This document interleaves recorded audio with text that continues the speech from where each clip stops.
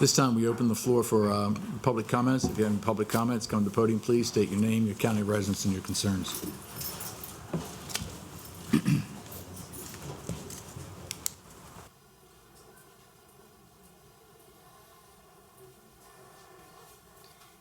Hi, my name's Sarah Townsend. I'm chief of the Allen Volunteer Fire Company. I'm here today to discuss what I watched on the last video of your last meeting here. Based on the numbers, Allen Fire Company's name was thrown out there, and I'd just like to clarify to everybody sitting up here that those numbers were absolutely incorrect.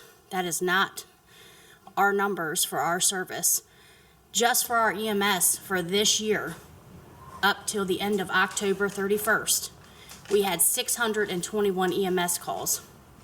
So what I would like you all to know also is this SWAT process. I was a big person to push for the SWAT process.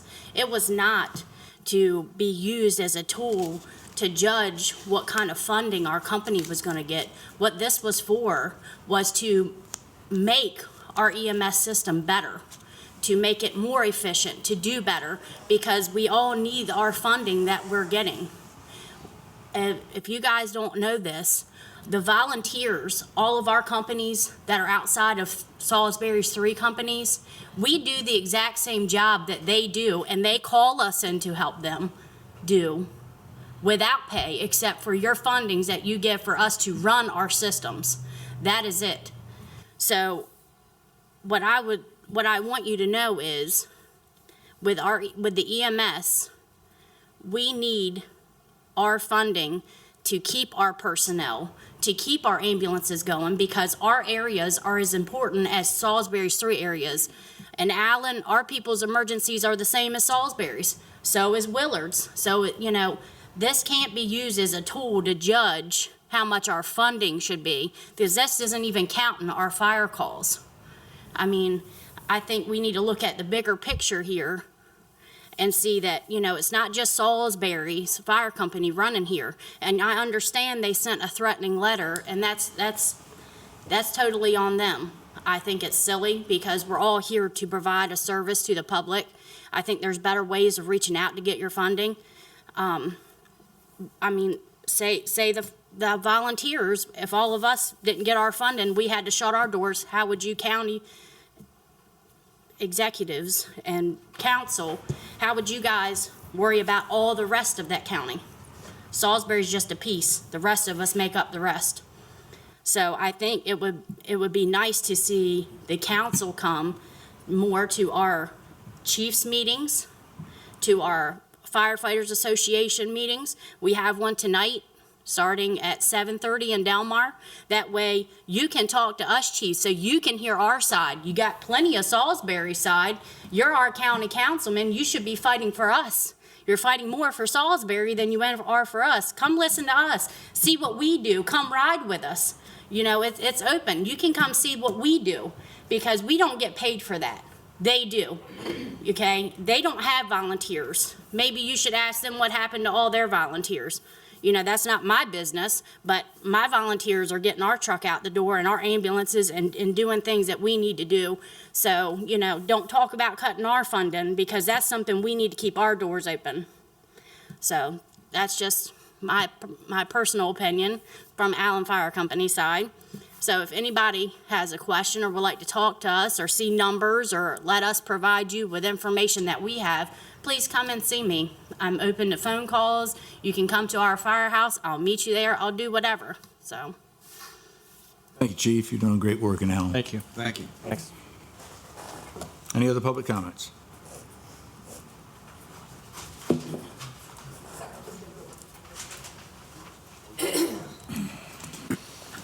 Hello, how are you all doing? I did want to make a statement about the fire service agreement.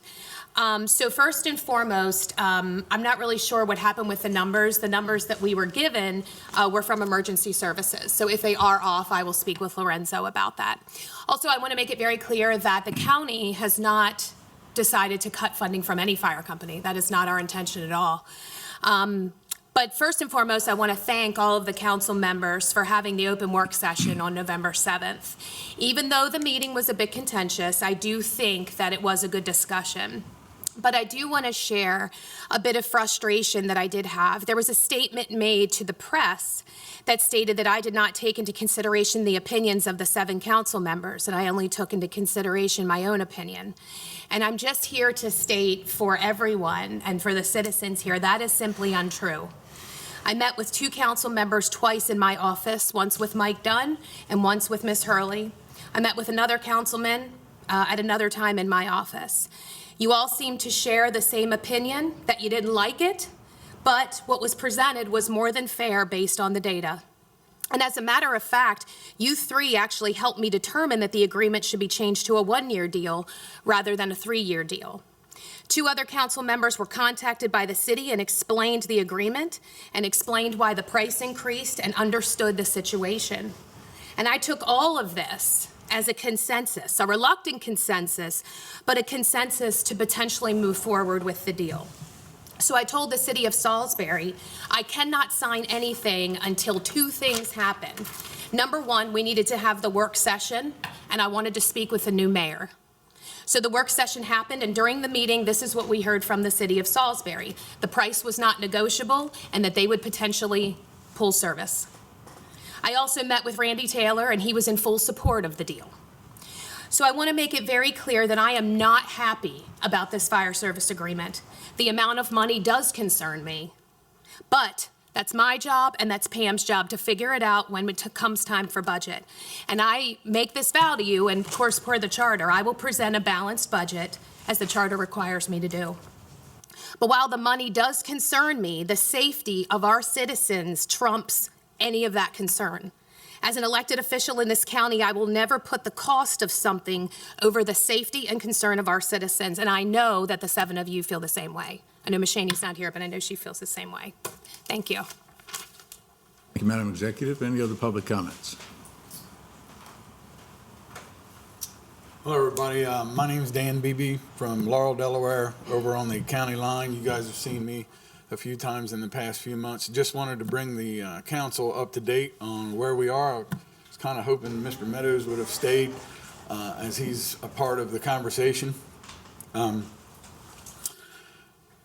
I all along I've been saying this dog issue is a zoning issue. A1 zoning, 60 dogs, commercial. My argument with the zoning committee thus far has been to prove the commercial side of it. And I've always thought throughout the process that that bar was set too high. It was basically set that, we had to prove that there was money changing hands, that there was actually a business transaction going on the property. I've likened it before to factories that make something and the money is not traded hands at the factory. As being commercial. So the argument is commercial, or has been commercial up to this point. What I'd like to bring the council up to date on is we did have a circuit court hearing on the nuisance charges with the property, and that was our 3rd guilty verdict in a row. Our 2nd guilty verdict of the same case was appealed by the defendant, and we went to circuit court with it, and the guilty verdict was upheld. But the thing that happened in that court, and Clark Meadows was in that court that day as he was subpoenaed by the defense, was that Ms. Carter was put on the stand and she was asked what she does with the puppies. And her answer, it can be confirmed in the court transcript, said that, and I'm paraphrasing this, she said, "We give or donate a lot of the puppies to good organizations such as Ducks Unlimited, and we sell them." Under oath on the stand, she admitted that she sells the puppies that are born and bred on that property. To me, that was a smoking gun. To anybody, I think, that has looked at all the evidence of it being a commercial entity from the fact that she advertises the dogs on Facebook, from the fact that she has so many on a A1 zone piece of property. I think we're past the point of trying to decide whether this is a commercial issue. I think it's now obvious that she's been trying to skirt the law, that she's trying to fly under the radar of Wicomico County. And my understanding now is she's being given a wide berth again, yet again, to a public hearing for special exception that may or may not happen in January. It's been scheduled several times over the course of the year or of 2023 as to when this special exception was going to happen, and now it's been pushed all the way off to January. And I wanted to bring the council up to date on things that have happened since the last time I've been here, and I'd like to also ask, why are we giving such a wide berth to what is so obvious as somebody that's trying to fly under the radar and do the things that are going on, especially when we have a neighborhood who is having to put up with the nuisance that situation calls. And I'd like to share with you, sorry I did not have this ready, and then this is all, but I'd like to share with you a text I got. I built 4 spec homes on my property, and one of those spec homes was purchased by Miss Mary Rose Custer. The situation has risen to, they are trying to push a narrative that we're purposely trying to incite these dogs in order for them to make noise so that we can record. Yet in court, she openly admits that they make a lot of noise during feeding time. They make a lot of noise when they are excited by deer or animals or foxes running across the field. We do not, as a neighborhood, have any reason to try and purposely incite these dogs, as we can get a recording every day of the week. But she's also put a century out on her property, so when we stop in the last court case, they won. We've been successful 3 out of 4 attempts. The last attempt, her lawyer was successful in claiming that we could not tell from a distance where this noise was coming from. So in light of that, we have been following the noise when we record up on the public road that runs by. And we have a lady that was trying to do that yesterday. I have a video I'm not going to show here today, but if anybody is interested in getting that, if you give me your email address, I'll send it to you. But this gentleman that was hired by these people confronted her, and I think anybody watching the video would come to the same conclusion. It was to intimidate her. And I got this text the same night. Dan, the situation with the dogs is really getting to me. This morning I had a full-blown panic attack after speaking to the guard. They now have on the property. It has affected my life in a negative way, and for my mental health, I feel I need to step away from this situation for a while. Hope you understand, and sorry. I think that says it all. Thank you for your time. Thanks, Mr. Beatty. Any other public comments?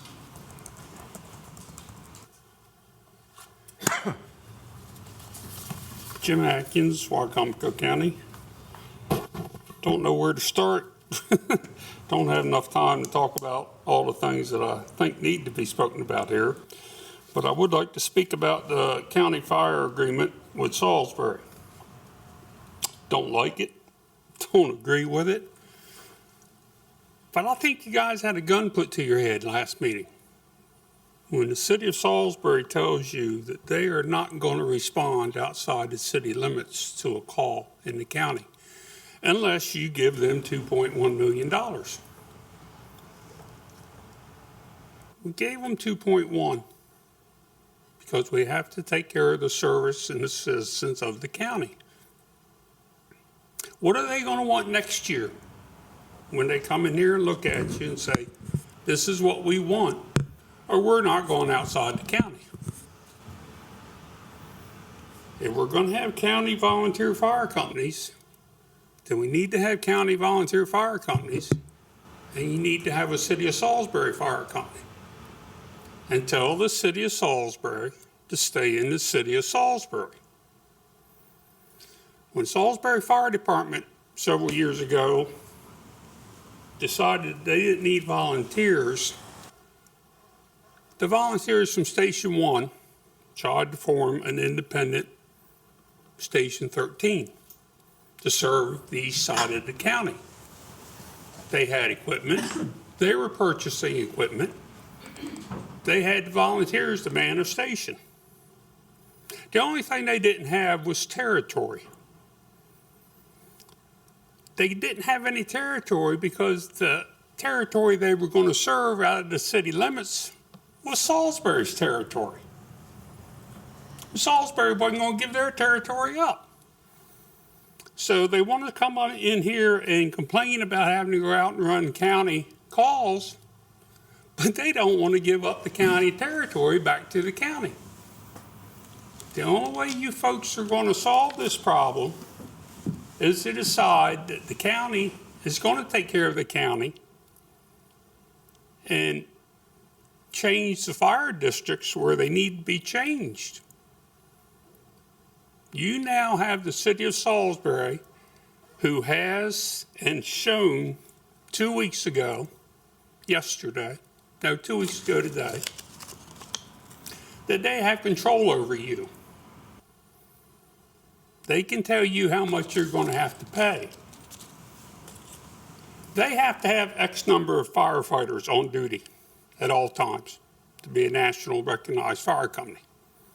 They have to have paramedics and EMTs on staff. Regardless of how many calls they have to have the same amount of personnel. So if they're running 1,500 calls in the county, take that 1,500 calls away from them, they're still going to have the same number of people sitting in that fire station. They're going to have the same amount of equipment. And their argument of cost per call, and I'm just pulling this number out, trying out of memory, of $200 or $300 cost per call, it's going to go up to Mardella's, Allen, Sharptown's numbers of $1,000 or $1,200 a call, because they're not going to have all the county calls. You guys got to get control of the county. The city is now telling you how to run the county as far as the fire service. And I know that the study is coming for the EMS, and it's going to be welcome. But in my opinion, the only way you're going to resolve the problem is to have fire districts that are in the county, instead of letting fire companies say, well, this territory's mine. We've had this territory for 100 years. You can't have it. Well, they can't service it. Fruitland, Delmar, Hebron, Parsonsburg, I believe, have told you they can't handle any more territory. They're busy. So the only way you're going to solve it is to put another volunteer company on the east side and one on the west side and take Salisbury's county territory away from them and let them stay in town. Let the city fund them, and you have nothing to do with it. Wash your hands of them. They've shown you 2 weeks ago what they are. You gave them $1 million a couple months ago. They just got $2.1 million. What do they want next year? Thank you, Mr. Atkins.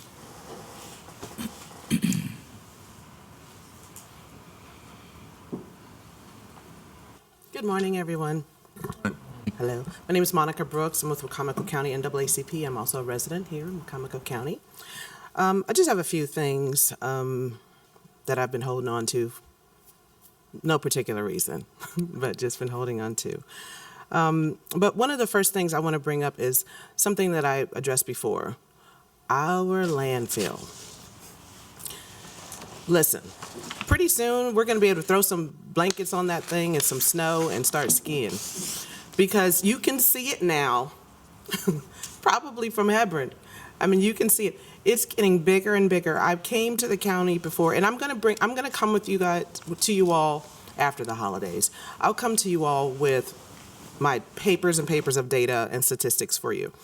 But we're dumping our plastics and everything into the landfill. We're not recycling. People don't really even know how to recycle. We got rid of a bunch of the receptacles, places for people to go. People are calling me, where do I go and recycle now? It's only a couple places, but then at the same time, the places that they're going, a lot of those recyclables are not going actually into recycling. I don't know if everybody even knows that. The other side of that is composting. I spoke to the council about composting. I did a lot of research, and composting is extremely profitable. If we could set up a system, even if we do a test case in the schools, or we do a test case at Salisbury University, or even Warwick, where we can show food scraps in this space, and we set up separate receptacles so that we can show what can be done with this composting. Because people like me go and buy compost. I go to Delaware to buy compost. But we can have people come and buy in Wicomico County compost, right? And it also helps us with our environment. It helps us with the protection of with climate change. It helps us in so many ways. But for those who care about money, that's why I'm telling you, composting. It is very profitable to municipalities and utilizing that space. But the landfill is absolutely ridiculous. I don't know if you all are looking into it, but I hope that you are looking for, there's grants, there's information, there's ways so that we can minimize this. There's Penn State, look at Penn State. That's a great example of what's going on. A test case that started there and how they're doing great and tremendous things in the way to getting to zero waste. And that's something I would love to see. I know the city of Salisbury has gotten rid of the bags. It would be nice if we can all get rid of the plastic bags. The other thing is, and this is for everyone. I know I'm NAACP, but we have an environmental focus as well. The other piece is water and sewer. I know you all are getting ready to talk about water and sewer, but with finding out that the PFAS are in our water, knowing that the state of Maryland does not mandate well testing, which a lot of people probably don't know that. A lot of people are not fully aware what's in their water that they're drinking. I put in a reverse osmosis system for me because I'm in the county. But there are a lot of people that are requesting to be connected to water and sewer. That's probably one of the best ways for us to protect people and what they're drinking in this water, doing a water and sewer system that stretches beyond. I know the city of Salisbury is cherry picked around, and this neighborhood gets it, this neighborhood doesn't, this neighborhood gets it, this neighborhood doesn't. But if we can find ways for those, because tons of the people, especially up and down 50 and beyond, really want to be connected to water and sewer. The last, and like I said, I'm just dropping nuggets on you, but the last part that I want to talk about is our young people. So for the last few months, Wicomico County NAACP has had Judge Massarello, we've had Big Brothers and Big Sisters, we've had all of these different youth-connected information that we've been seeking. We had Dr. Stauffer come, and the continue basis for a lot of the youth problems is, one of them is poverty, 2 is lack of opportunity, 3 is lack of resources. And the last one is mental health and understanding on how to de-escalate and handle situations, right? And when we looked at the statistics from Dr. Stauffer, there are very few programs that are able to address the needs of the youth. I mean, it's pretty, and it's not just here, between here and Queen Anne's County. Very few. So we don't even have remotely close to what is needed in our county to address these issues and try to get things on the ground floor. One of the great things is with the blueprint, we have kids starting school. Maryland is a leader in this space right now to help kids start school earlier, and so maybe we can get a hold of them. But for the other problems, the lack of opportunity, the lack of help with mental health issues, access to activities. There's a young lady who just got in trouble in school this week. Spoke to her, hey, what's going on with you? Well, how do you have any activities? No, I don't have any activities. I would love to do sports. Why aren't you doing sports? Your family did sports. Your family is a sports family. Well, my parents are now divorced. I don't have transportation to get to any sports. something as simple as transportation is stopping some kids from being active in certain activities. So I know this is a huge problem. I'm not saying this is just a county's problem, but I'm saying, reach out to the partnerships in our community, organizations such as NAACP. There's tons that we can try to come together and try to find some ways to address these problems, because people want to complain about the crime, but nobody wants to talk about what leads up to the crime. And a lot of it is preventable. I'm not saying we can all figure out the answers, but we need, this is a crisis, and it's getting worse, and we need help. And these kids need help, so that we don't just shun them like a kid I spoke to this week who just aged out of foster care. So now that he's 18, nobody cares. He no longer has access to the social services. He no longer has access to the people that were helping him, the social worker that he had. So now they're like, whatever, but he's still in school. He's trying to graduate. He wants to graduate, but he has mental health issues. And so nobody cares. So there are a lot of little holes and gaps that we can fill. And I'm bringing this not only to you, but even in the city and beyond. And I too agree, whoever said, the county is definitely more than Salisbury, right? It's way more than Salisbury. So it's not just Salisbury. Thank you. Hey, Ms. Brooks.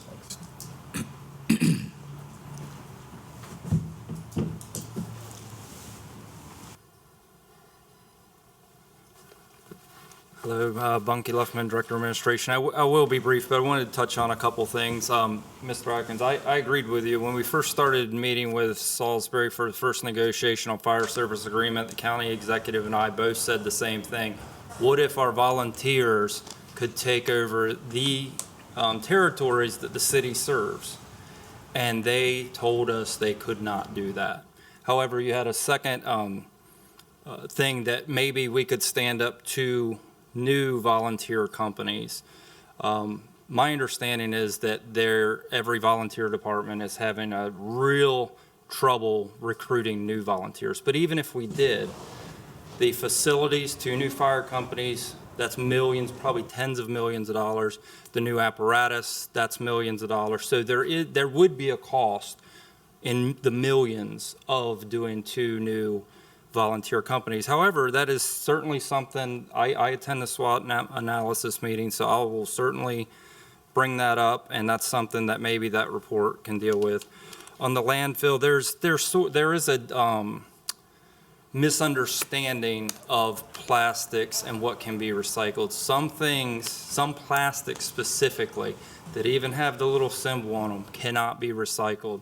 And this is one of the things that drives our recycling folks crazy, Jennifer Albero and Mr. Chamberlain, because people put it in recycling in good faith, but some plastics can't be recycled. What can be recycled, we do recycle. With divergence, I agree with composting. That's something to look at. Wayne Strasberg is looking at 2 issues. That's why we brought him back. One is it's these 2 things. One is landfill. One is medium and long term for the fire company. So that's absolutely something we've talked about with Mr. Strasberg. And the height of the landfill is mandated by MDE. So I believe we're within 3 feet, if I remember right. So it will not be increasing because that's a mandate we have to fulfill. So that's it. Thank you, Mr. Luffman.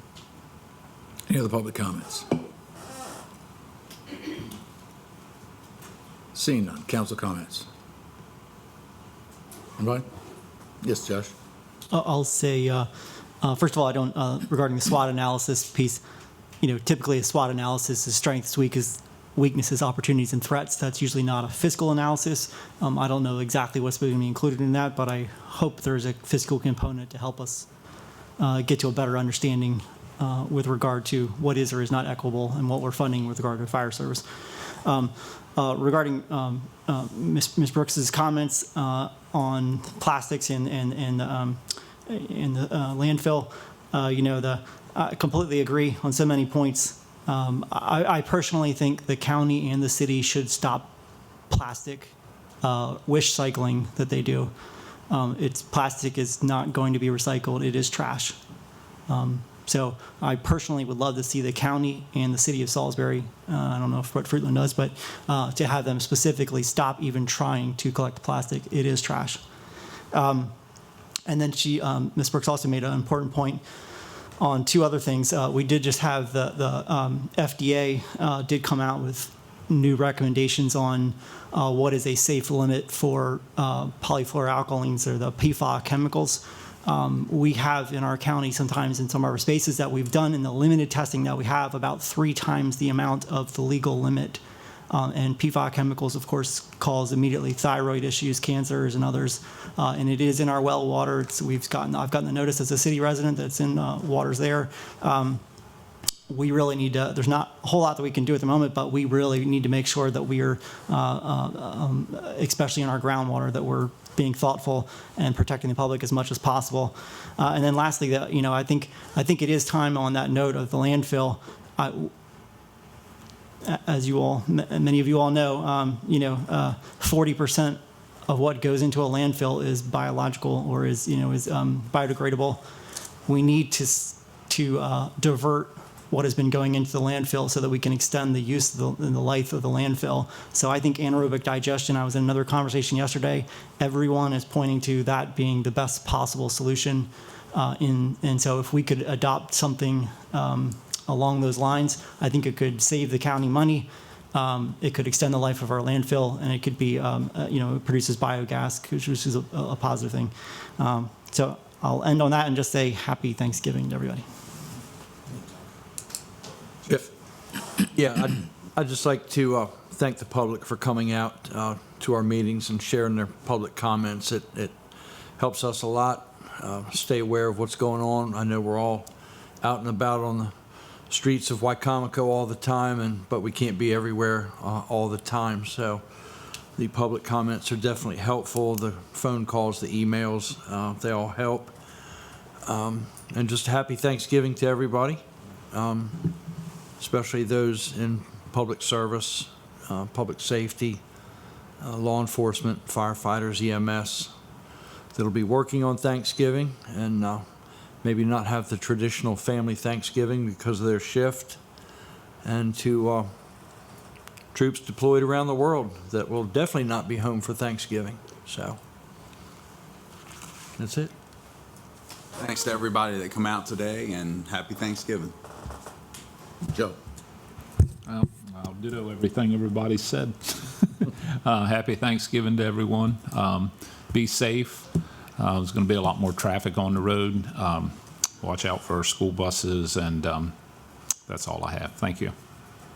Yeah, I'd like to say thanks to everyone that came out. And I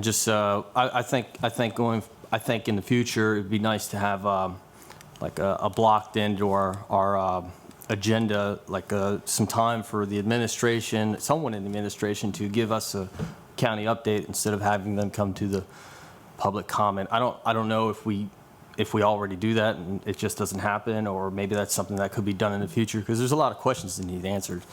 And in regard to the lawsuit, I hope we're done with that. I know that there was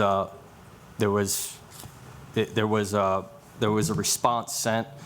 I just don't know why it wasn't talked about as a group before we did that.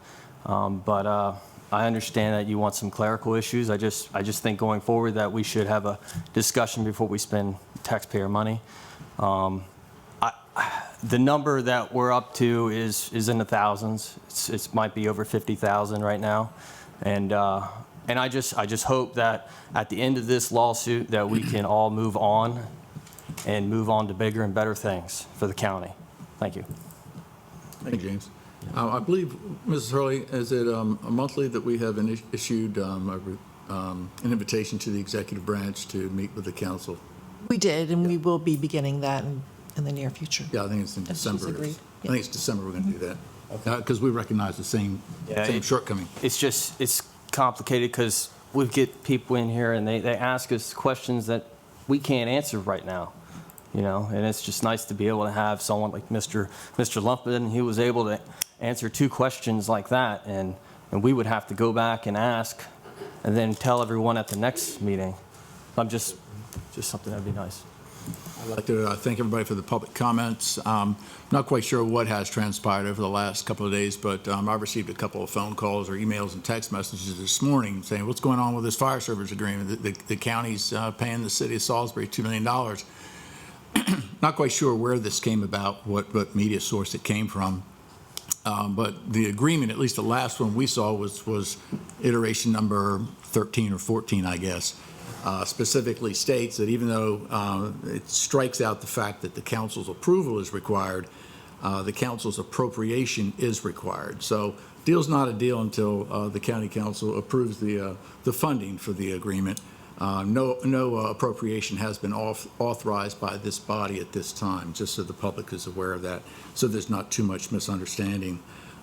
In addition, last night was a really good night with the city of Salisbury, new mayor, new council, very upbeat, looking very much forward to working with those organizations, as well as all the other municipalities, as has been stated before.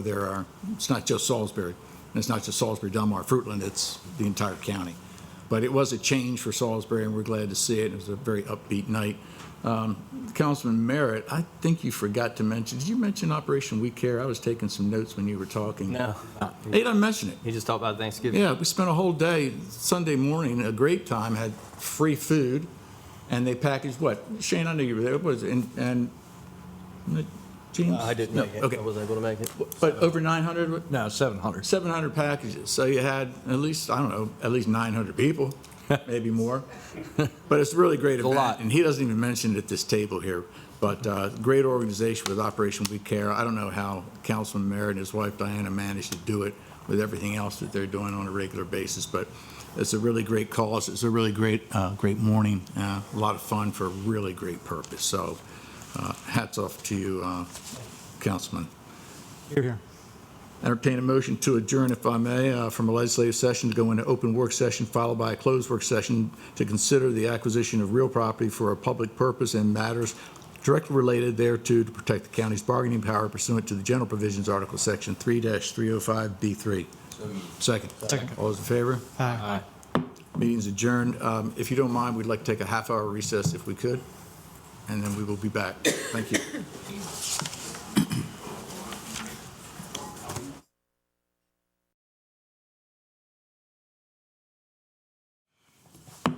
Okay, we're reconvening as the Wicomico County Council in Legislative Session 2023-22 for November 21st, 2023. First item, please. First item on our open work session, I believe it's Water and Sewer Master Plan, right? Water and Sewer Master Plan. Excellent. We have Amanda Pollock here as well as Matthew Drew and Mr. McConaughey. And Mr. Luckman, I have you here as well for this. Okay. Matt, you're going to sit tight? You're going to stay there? Okay. All right. So this is an update on water and sewer plan. I mean, this is a real big thing for Wicomico County, as everybody knows. And I know a lot of work's been going on behind the scenes, and we appreciate what's been happening. I know the Greater Salisbury Committee also has been spearheading a lot of this with some informal meetings. What we'll do is let you announce yourselves from left to right, and we'll give you the floor. Thank you. Hey, Bunky Luffman, Director of Administration. Matthew McConaughey, Health Officer, Wicomico County. I'm Amanda Pollock with the Center for Watershed Protection. Appreciate you being here and your patience as well. I'll let you open the floor however you choose. Amanda? Well, thank you for having us here today. We're going to give an update on the Water and Sewer Master Plan implementation.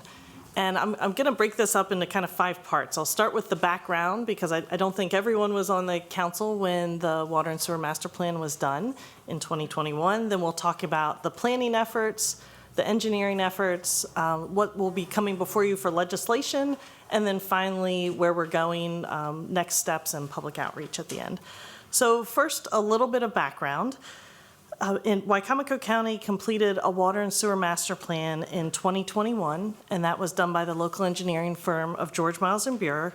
And I'm going to just touch on an extremely high level, the recommendations of that plan. And that was to try to look at the septic systems in Wicomico County and determine the best way to serve them. There's approximately 18,000 septic systems in the county, and that plan recommended that 10,000 of those septic systems should be served by an existing municipality and their wastewater system. Another 5,000 could be served by some type of a new rural wastewater treatment plant, And then 3,000 would potentially never be served, would always remain septic systems. So again, where there's a municipality close by that could serve them, has the capacity and the ability, that was the recommendation, is to work with that municipality to extend their infrastructure. So that occurred in 2021. In 2022, Greater Salisbury Committee started a task force to look at the water and sewer master plan. And that was when John Pasotto was county executive. And this was really to help kind of bridge the gap on how do we start to implement this plan. It's a huge plan. It's a multi-year plan, multi-decade plan. So what are the baby steps for implementation? And Greater Salisbury's task force put together a white paper that laid out, here are some things that could be priorities and some ways to start looking at this. It is a long process, but it was important to have goals and objectives. And really the goals are to look at the areas of highest need. This is not just to go sewer the entire county. Where is their need? Where are there failing septics? Or where are there issues with PFAS or other contaminants in drinking water wells? Try to maximize the amount of money you can get from the state to serve these areas and try to lessen the burden on residents. Because residents are already seeing a burden if they have a failed septic system and they can't sell their house. So how can we find some balance on being able to serve them? So I was fortunate to serve on that task force as well as President Cannon. And so from that task force, when the new administration came on, the company that I work for, the Center for Watershed Protection, was hired to provide technical assistance. So what I've been doing is just helping to guide. There's a lot of people who are doing many different things, but really just helping to guide the process. And so that's what we're giving you an update on today, is where we are. So in this past year, as you know, the state legislature gave Wicomico County the ability to establish a sanitary district. And that was a change to COMAR. So that was one step, one hurdle towards the process of creating a sanitary district for the county. Matthew's here because we've been working closely with the health department to identify the need, and I'll talk more about that in a little bit. We've had many meetings with the appropriate state and federal agencies that'll help to fund this and then also permit this. So that's Maryland Department of the Environment, Maryland Department of Planning, and then USDA, the United States Department of Agriculture, who has a rural development funding program for this type of project. So our goal is really to follow the established process that these state and federal entities have to try to make sure that we can maximize the amount of funding we can get to make this affordable. So that's my background piece. Next, I want to touch on where we are for planning. Really, the key thing with planning, again, is to make sure that we're doing exactly what the state wants to see to be eligible for funding. And there's two huge parts of that. One is priority funding areas, or PFAs. You'll hear the term PFA. So this is through Maryland Department of Planning. There's a map on their website you could pull up and see what areas of the state are designated as priority funding areas.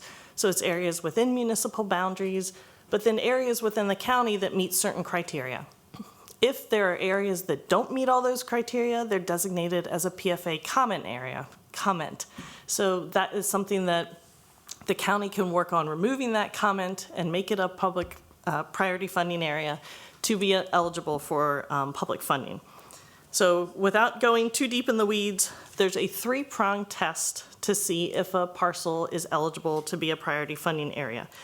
One, if it's residentially zoned, it has to have a specific density of over 3.5 dwelling units per acre.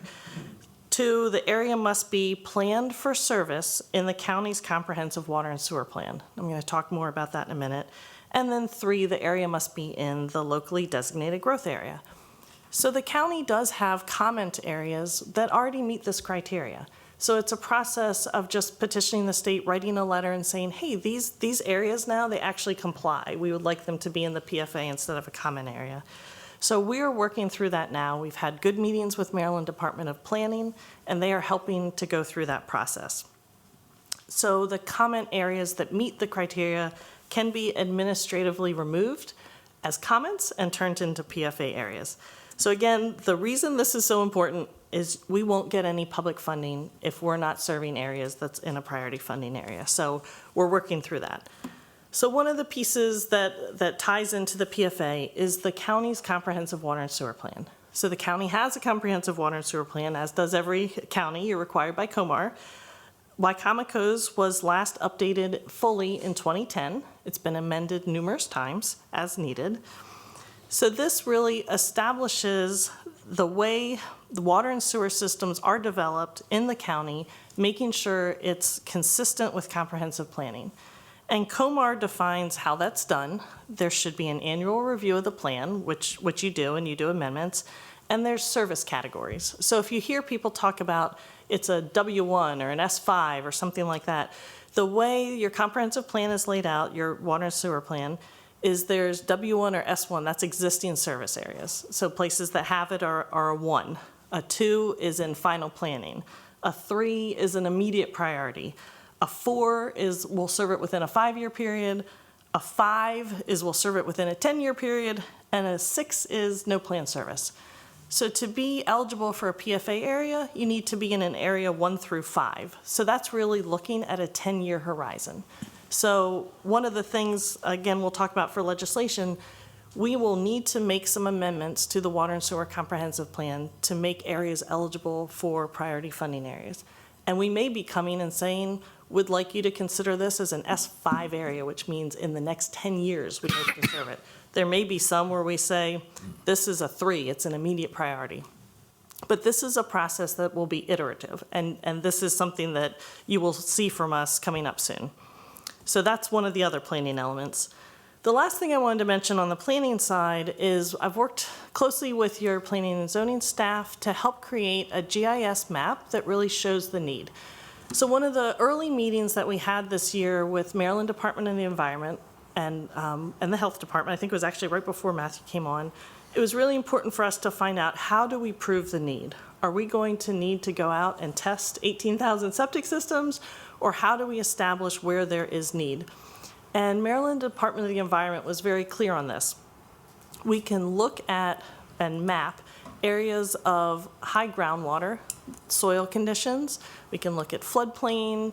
We can look at areas that have holding tanks that are on pump and haul agreements that have newer septic systems that are the best available technology systems, where there are mound systems. Map that out, and so if there's a neighborhood that was identified for numerous years in the comprehensive plan as a failing septic area, and it has a few pump and hauls, or it has a couple mounds, and the soils are consistent throughout that neighborhood, we then don't have to go test all those septic systems. We can say to the state, this area should be consistent. Again, working closely with the health department, this area will generally have, this is a target area for failing septics.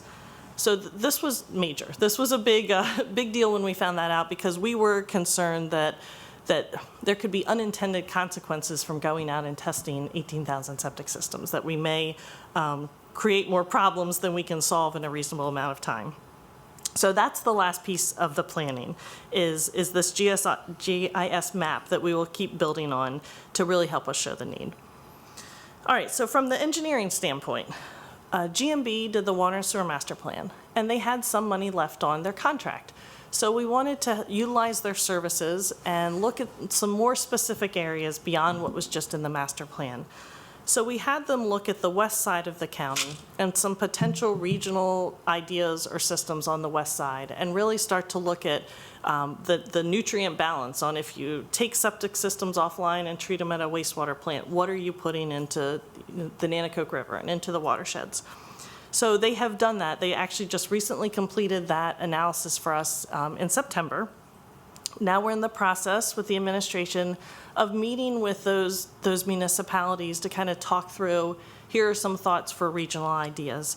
So I don't have any firm commitments there. We're just in that early step of, should we be looking at regional solutions on the west side of the county?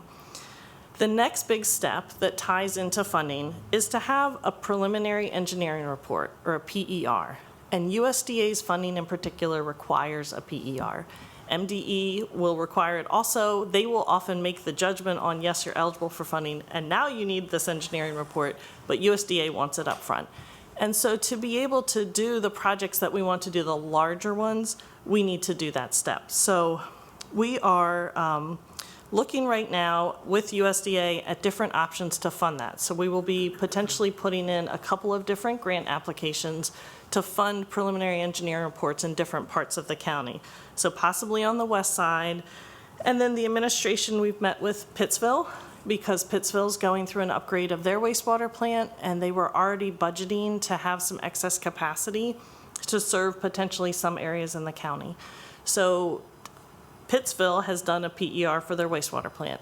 USDA has said, we'd like to see the backup for why you have this excess capacity built in. That would be the county's role to say, okay, we will do that piece of it. You know, if we're looking at serving some area, we will study that and determine where the need is and how much excess capacity is needed. So the county sent a letter of support to USDA to say, you know, please don't hold up Pittsville's wastewater plant. Let them go full speed ahead. They need to move forward. We will look at the county allocation separately. So we are looking at what we would need to do to be able to get some grants to help fund that effort. A preliminary engineering report is important, and it's different from that master plan because it starts going into a much higher level of detail.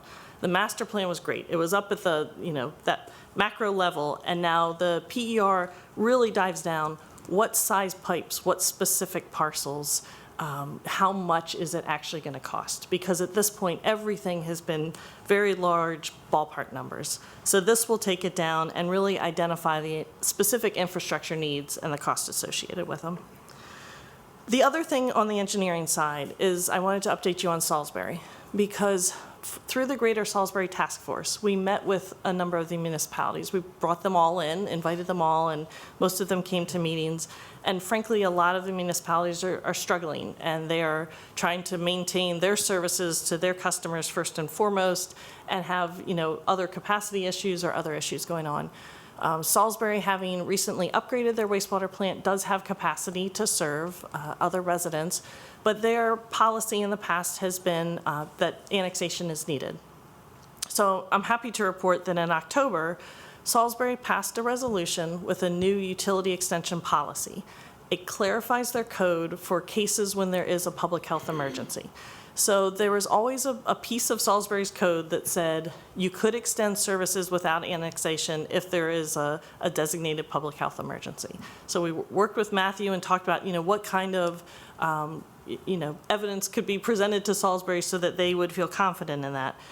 So they have now passed a policy. It was not a code change. Their code stands as is, but it's a policy that lays out who would be responsible for what.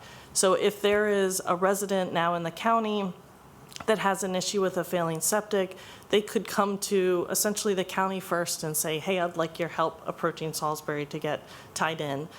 Instead of in a pre-annexation agreement or an annexation agreement, which is a little bit scary for some folks, it's an out-of-town service agreement that lays out who's responsible for what.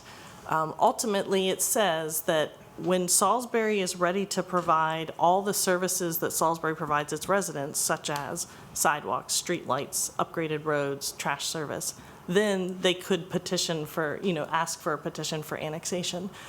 But Salisbury acknowledged, the council acknowledged, that there needs to be something done where there are public health emergencies. We know Morris Mill situation, and Fruitland was able to serve them. That would have been too big of a hurdle for Salisbury with the annexation, but now they have the ability to say, yes, we could help serve areas that have public health needs. So that was, again, a big advancement on the engineering side, so we can start to target needs around Salisbury. And we've been looking hard at areas that would be potentially easy to serve by gravity sewer. So maybe a very small area, it could be 20 homes or something. I told Matthew I've been starting to look at specific areas where we've gotten some calls and look at Salisbury's mapping and say, okay, what could we serve by gravity sewer that would be less expensive than a big pumping station, so we can get some small pilot projects rolling. So that'll be something we're working on soon. Okay, I've exceeded my 5 minutes already, but I'm almost done. Almost done. So 2 more things. So legislative-wise, we will come back before you with a number of different things. So first, water and sewer comprehensive plan amendments. And you'll see some of these so that we can then get areas designated as priority funding areas. So that'll be one thing.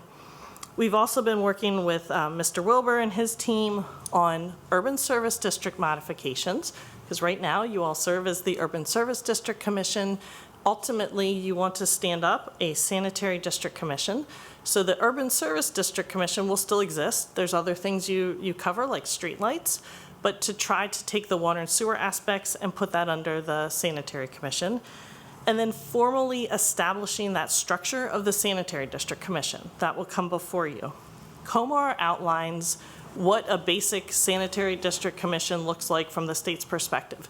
It details how many members, what their terms are, that type of thing. So if we adopt what they have, then that would keep us from having to go back to the state legislature and change it. But we can supplement it with what type of reporting do you want to see on an annual basis or quarterly basis? What oversight is there? We had a great meeting with Les Knapp from MDE where he really gave us lessons learned from looking at sanitary districts across the state. Here are things to do, here are things not to do, make sure you have proper oversight. So that will be coming back before you.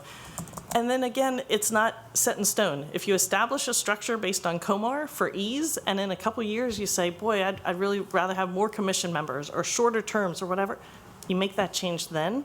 But right now, if we start with the state standard, that's probably a good place to start. And then the final thing that would potentially be coming for you soon is if we do get awarded any grants, obviously we'd be coming before you to accept those grants. So as far as upcoming, we will continue to work with the health department to identify need and prioritize area. We'll be working on these grant applications. I do think sometime in the future, you'll start to look towards doing a comprehensive water and sewer comprehensive plan update instead of just doing the piecemeal amendments. Again, it hasn't been comprehensively done since 2010, so it's probably about the time to start looking towards a major update. However, I don't want that to hold up progress, so I think amendments are still needed in the meantime. And then, most importantly, public outreach. I have not said much about public outreach yet, and it's really just because, as you can tell, there's a lot of moving pieces.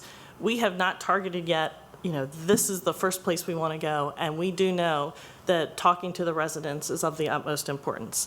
There have been town halls that the county executives put on, and we've had some discussions at town halls, but there will need to be a significant public outreach component. We'd like to know more about what the project would be and how much it would cost, because I know every resident is going to want to know, what is this going to do for me as far as quarterly or monthly bills? So that is, I didn't want to pass by that without saying, we are very conscious of the fact that we have not started public outreach, and we will at some point. But that was my slightly longer than 5-minute update on what's been going on this year. Happy to take any questions.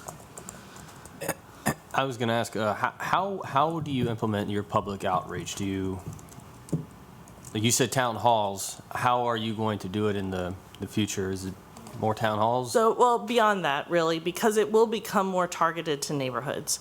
And first, we've kind of been looking for some of those ultimate pilot projects that are doable. We don't want a pilot project that's going to take 10 years. We'd like to have some projects that we can do and implement relatively quickly so we can learn the process. I mean, with a brand new sanitary commission, they need to get their feet wet in small bits and just make sure that they can handle a project. So as I said, I'll be sending Matthew a few different areas for him to look at, and once we kind of target those, we can see is there an HOA or a community group there that we can meet with, and then just start reaching out directly to residents. But again, it's kind of that hand in hand. We also need to make sure the state agencies are going, yeah, we agree, we're willing to fund that, let's move forward. So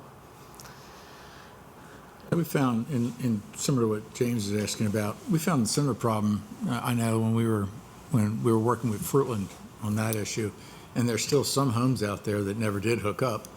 So the real question is, the carrot or the stick, how do we create that incentive for these areas? Yeah.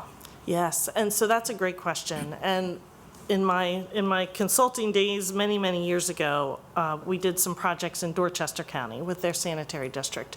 And they were fortunate to get USDA funding and then CDBG, Community Development Block Grants, that would actually fund the connection to their home and abandoning their septic system. So I think the more attractive it can be to the residents to be a turnkey project, the more they're probably willing to tie on. Because then if they know, okay, if I don't tie on now, and in 2 years my system fails, I am paying for everything. So to the extent we can prove if it's in an environmental justice area or a low to moderate income area and all the different things for eligibility, and really try to fund as much as we can fund, hopefully everything. I'll use another example. The city of Salisbury was approached by an out-of-town customer, a potential mobile home park that has some drinking water issues. And I helped Salisbury put in a funding application for that, and we included the connection fees. So it's actually the connection all the way to their houses, including their water meter and Salisbury's connection fees. And because of the issue with their drinking water, that was funded. That was fully funded through the state. So again, that's of critical importance, because I don't want to turn around to a resident and say, yeah, yes, your septic system failed, and to hook up to Salisbury, you've got $3,000 of connection fees and this amount to hook up to your house, and we're only coming to your property line, and you've got to run the rest. To the extent we can make it turnkey, I think that's what will really hopefully get people to understand. And believe me, I am very conscious. We're going to go to places where someone says, but I just put in this mound, or I just upgraded to BAT, and I've just spent all this money, and now what? But none of those are long-term solutions. If they want to never have an issue with their septic system again, they can hook up to public sewer, because a lot of the solutions, the mound system, they're still pumping out their septic tank. They still have ongoing costs. I don't know if you had any. You have to look at it, state might have to look at it like they look at broadband. I mean, they're paying for broadband all the way to the front door. Right, exactly. This is a little bit, Well, this is a little bit more serious than that when you come Yeah. down to the health issues. And that is where, and we've heard this numerous times, all the different agencies, they sort of have their sweet spot of funding. So that's why it's going to be some combination. USDA funds things that MDE doesn't typically fund. MDE has different funding than CDBG. So it really takes all those agencies working together. And that's part of why it's so important to make sure we are checking all the boxes from the planning standpoint and doing everything that they want to see so that they'll fund it. And I know there was sort of anybody want to speak up, feel free. I know that there was sort of a catch-22 early on. I know we actually filed for financing and for funding, and I think there were 5 failures in that proposal, and most of it seemed to be because the state was articulating this priority funding area as, oh, you want to grow? That isn't going to work, and that's where we needed the funding, but they wouldn't do it. So are we in that process where we're managing now to convince the state of Maryland that what we call priority funding is really for retrofitting and not for growth? Yeah, so that's exactly right. So under the previous administration, they had filed 5 applications through the state's SRF program, State Revolving Fund, and they ranked very highly. I mean, these projects, it is important to the state, but they received 0 funding because the priority funding areas weren't in place and the comprehensive water and sewer plan. So the state is concerned about growth. There's a smart growth commission that will look at priority funding areas. So the state won't pay to run lines, and this is kind of what will prevent ag lands from becoming subdivisions. They want to pay to help existing residents. And so that is how we're looking at this, is they don't want to pay for growth out in a rural area, which we agree. We don't want to change the character of Wicomico County for this. We're talking a very limited subset. This is areas that have a public health need. Josh, I know you have to have questions about it. No, I just got a couple course comments. First of all, I just want to see this happen as quickly as possible. I think you all have heard me say ad nauseum that I've literally received dozens of calls from the folks in my district, in the middle of the city, in the area behind Rise Up, the President Streets areas. Everyone else who would come from and out of the area, they would walk through there. You think, oh, I'm in the middle of the city. You're not in the middle of the city. You're in the county.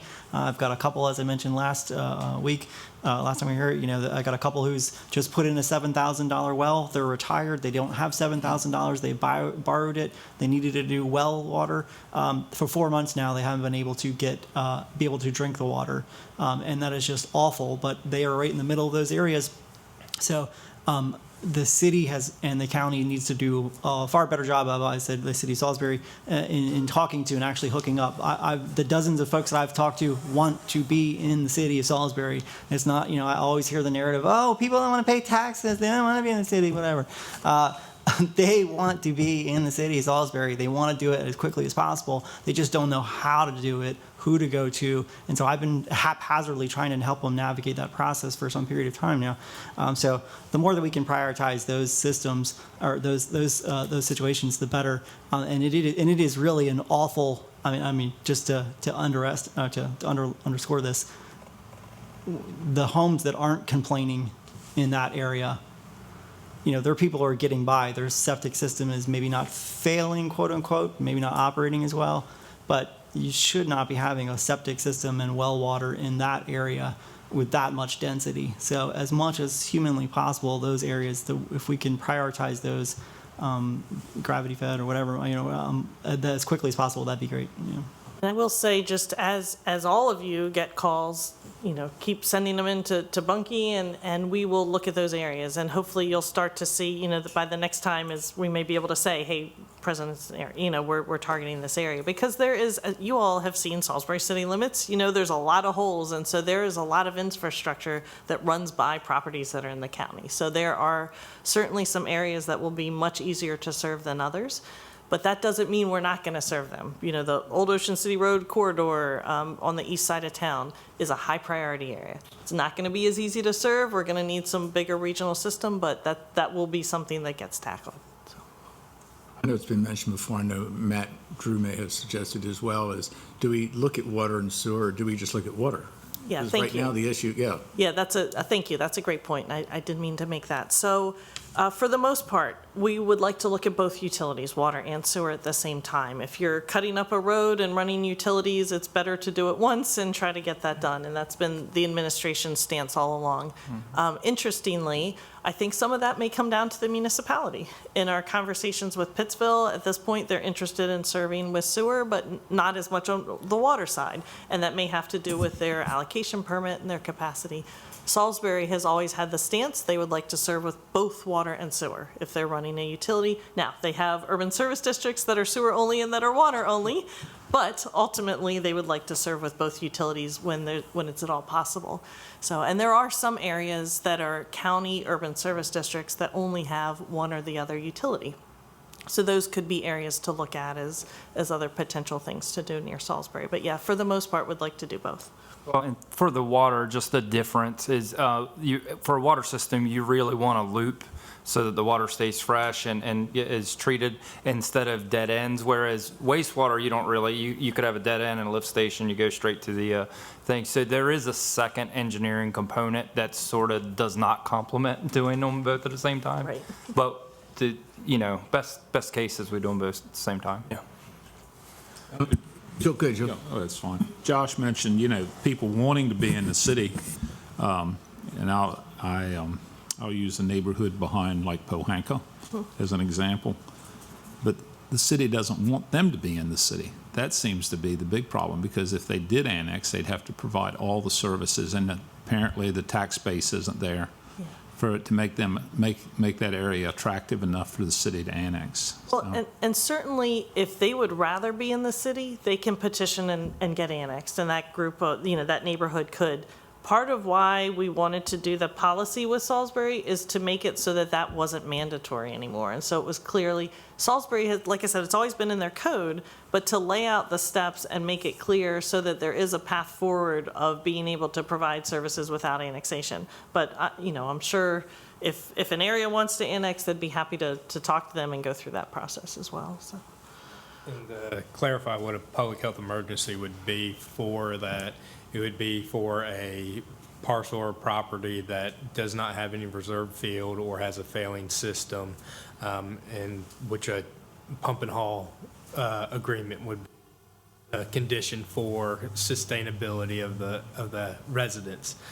That's when the public health emergency would come into play, and they're always written until municipality utilities are connected. Josh. Just one quick question. I don't understand, which I've never really fully understood, was the growth allocation piece of this. And I don't even know if I'm using the right terminology. I know I've talked with Les Knapp at MD before. Our county right now, if we suddenly, they had the FBI offices, they were just chosen in Maryland. Let's say they said, you know what, the heck with those locations, let's go to Wicomico County. Let's put in 5,000 homes right in the priority funding area. If something like that happened, we don't have the ability to discharge, right? Or what's the understanding there? I guess I'm trying to get an understanding of the ability to discharge. And our counties, of course, are all running up against the amount of nutrients that we can drop into the bay and into our tributaries. So Yeah, so from that standpoint, that's why a standalone, brand-new rural wastewater plant is very difficult. The state has total maximum daily loads, or TMDLs, on all the water bodies. So Wicomico River has a TMDL. It's allowed, Salisbury discharges into the river, as well as Fruitland, other plants. So they have nutrient loads that they must hit. They cannot exceed these loads. It's part of the TMDL. So the state really doesn't have built-in new treatment plants.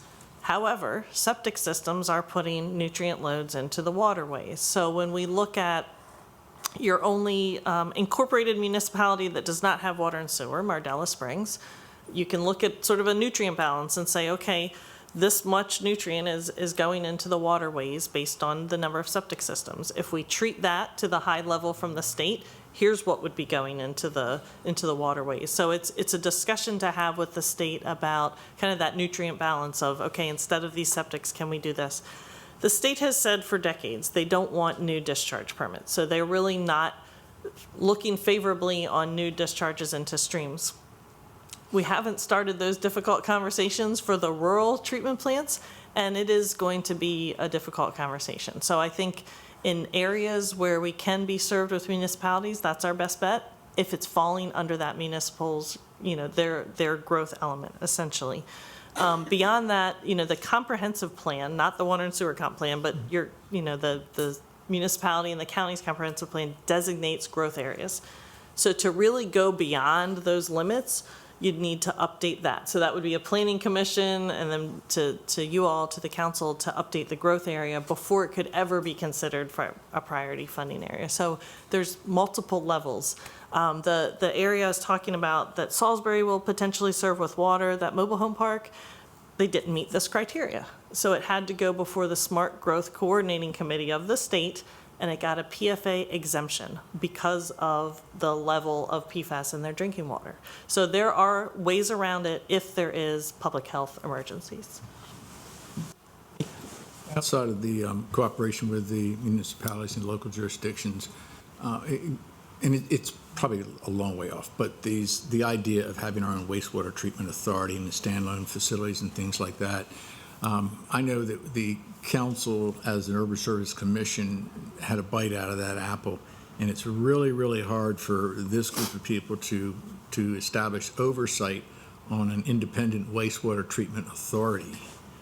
There are a couple in place now in Wicomico County, and one or two in particular really created some issues for us and some potential liabilities for the county as a whole. So would that be a department? Would we make that a new department? How would we, where would you fit that? Well, I'll answer the sanitary commission part. So I think your sanitary district commission, where right now you all take your council hats off and put on your urban service district commission hats, I'd recommend it's a different commission made up of professionals in that industry that they will look at the finances of the system, construction change orders, utility rates, and then they report back to you, through the administration, however. So they're the commission with the oversight, but then there would also need to be staff. So I'll let you, how staff fits in.